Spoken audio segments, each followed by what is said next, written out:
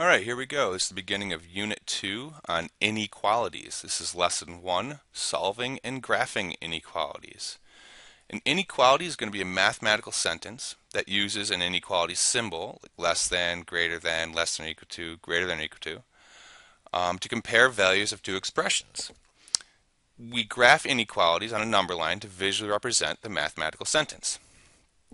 So here are your symbols: less than or equal to, greater than or equal to. And we simply put them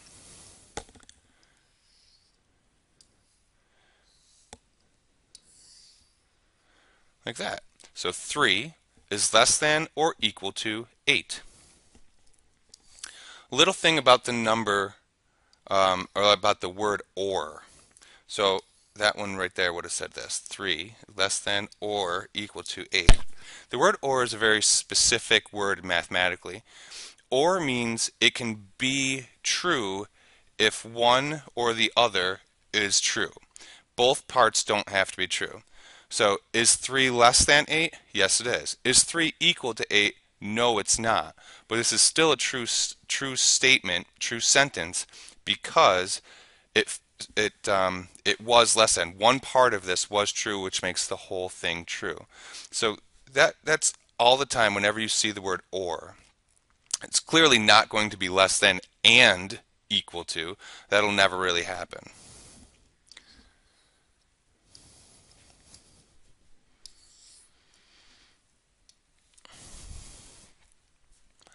So solutions to inequalities. A lot of times when we're looking for solutions to inequalities, we have multiple ways to represent them. We tend to use number lines and graph them because they kind of give the best representation, and I'll show exactly what I mean. So because the solution to an inequality is any and all real numbers, any and all real numbers that make the inequality true, it's very, very hard to write out a list of solutions. For example, if x is greater than or equal to 4, here it is in words: x is greater than or equal to 4, which means 4 will be sufficient for this. That'll make it true. And everything bigger than 4, so 5, 6, 7, 8, 9. The thing is, I can start listing those, but I'm missing some stuff. I'm missing the numbers between these numbers, like 4.5, or 4.2, or 4.178269. And if I was to sit here and try and write all of those numbers, I would be here forever just putting down the numbers between the numbers 4 and 5. So because of that, the better way to represent this many times is through using this graph, using a number line graph. Okay, so some things to know about this number line graph. We have two different types of dots that we're going to end up using. We have a closed dot that we end up using that looks like this, all filled in. And we have an open dot which just kind of looks like a circle. Now we use the closed dot if whatever we're doing on the number line is actually equal to the value where we're putting the dot. And we use the open dot if you get very, very, very, very close to that number, but it's not actually part of the solution. So what do I mean? Well, let's graph this x is greater than or equal to 4 on the number line. Well, can x be 4 is the question you need to ask. And the answer is yes. Is 4 greater than or equal to 4? The answer is yes. So at 4, I'm going to put a closed dot. Now, we also need to shade in one direction or the other. And the reason we have to do that is because there are other solutions that make this thing true. In other words, does 5 work? Well, yes, 5 is greater than or equal to 4. So is 6, so is 7, so is 7.5, so is 7 3/4, so is 7 5/8. So what I need to do is I need to shade all of those I need to include all of those numbers. And to show that I'm including all of those numbers, I shade that direction with an arrow on the end because it'll keep going. There's infinitely many solutions to this. So what happens then if I have something that is not greater than or equal to, if the word or equal to is not a part of it? For example, if x is just less than -2. What would I do for that? Well, I still go to -2 on my number line, and I notice that -2 actually does not work for this. So -2 is not less than -2. Because of that, I can't include it. So I put an open dot there. That means it's not actually part of the solution. Now I still need to shade. So what I do is I try a few numbers. For example, I look to the right of this open dot, like 0. Is 0 less than -2? It's not. It's more than. It's to the right. How about -5? Is -5 less than -2? Yeah, it sure is. So I'm going to want to shade towards that -5 and keep going.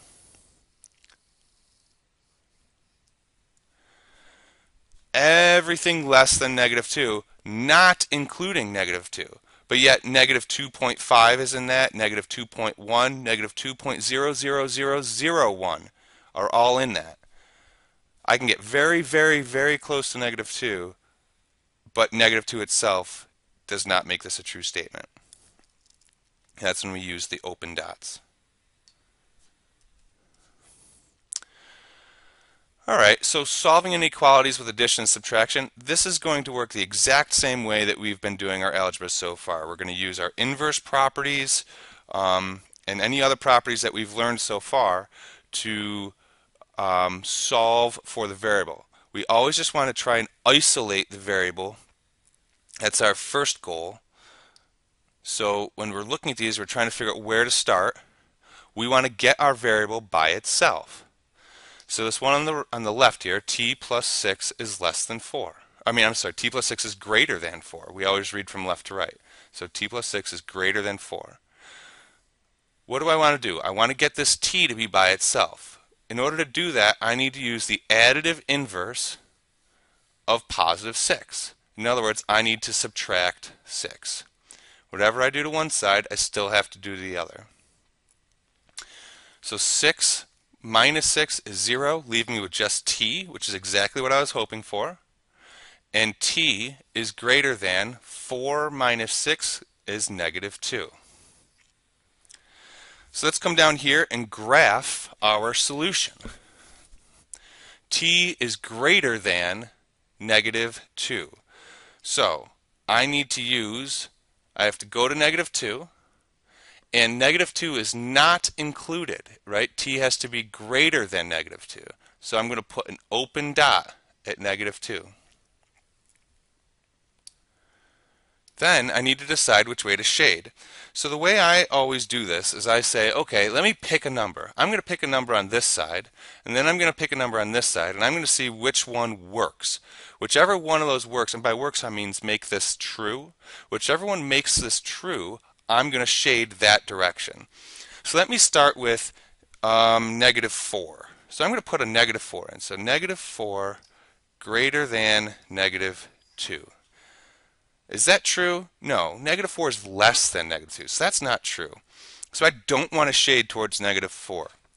Let me just be certain though. Let me pick a number on the right over here. So let me pick 0.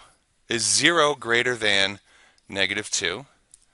It sure is. 0 is definitely greater than -2.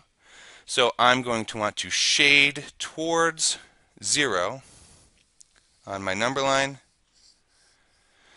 with an arrow on the end saying it goes on and on and on forever. So you never have to guess. You can always just plug in some sort of number to determine which way you're going to shade. I know some students like to think of whichever way the inequalities pointing. There's different kinds of tricks like that. I would try to avoid those tricks as best as possible and just plug a number in and try to see if that makes it a true statement. If it makes it a true statement, you shade in that direction, and it's that simple. All right, let's look at the one on the right. X minus 15 is less than or equal to negative 12. So I'm going to use the additive inverse property and say I have a negative 15, so I need to add 15.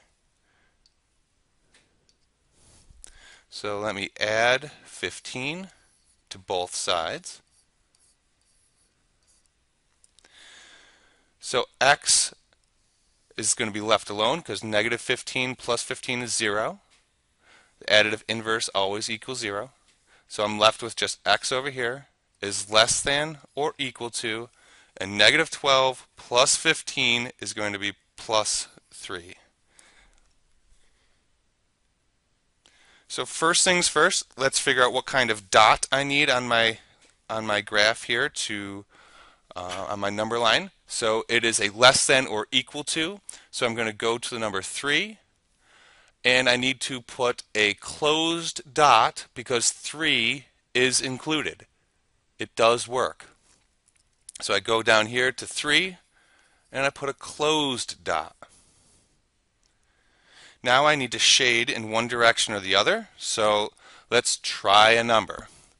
Let's see if anything on this side works. So let's put in a 6. Is 6 less than or equal to 3? No, it's not. 6 is greater than 3. Okay, so let's just be sure, plug in a number on this side. I always like zeros. Is 0 less than or equal to 3? Absolutely. So I need to shade towards 0, so this direction, and an arrow on the end.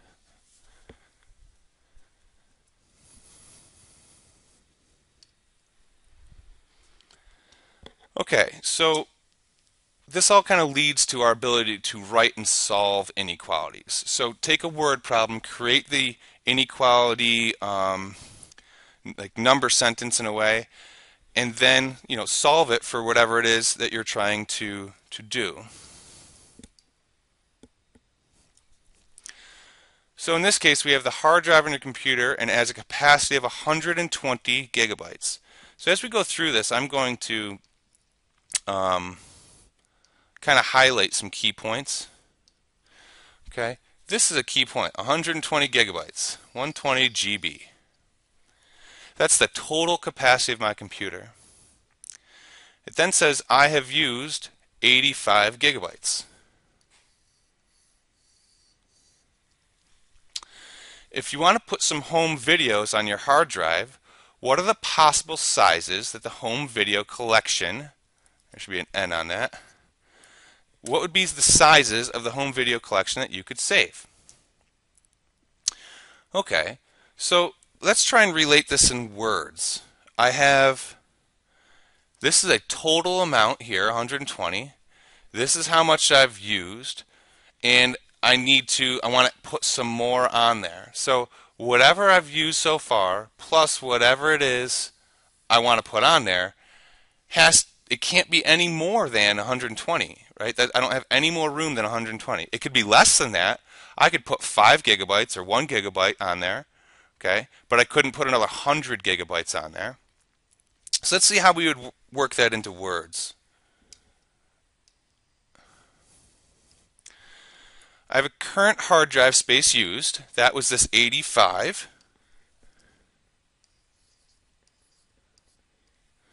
Plus the size of the videos. Okay, well, I don't know what the size of the videos are. Is at most, I'm not sure what is at most is yet. And the hard drive capacity is 120. Okay, so what do I know? I know that everything over on this side cannot be more than what's on this side. Which means the stuff on the left side over here has to be less than, or I can use all the way up to 120, so it could also be equal to. And the size of the videos is my unknown, so we should probably define that with a let statement. Let v, or whatever variable you would choose, equal the size of the video collection. So let's put a v in up here. So 85 plus v, So the amount of space that's been used so far, plus what I want to put on there, has to be less than or equal to the amount that the hard drive can hold in its total capacity. Let's see how we did.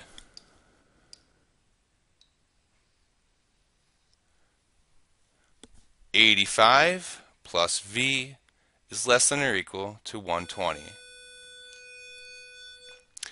Go ahead and take this example here and finish it with the algebra portion of it, and do your best to try and come up with some sort of number line that can graph the solution to this question.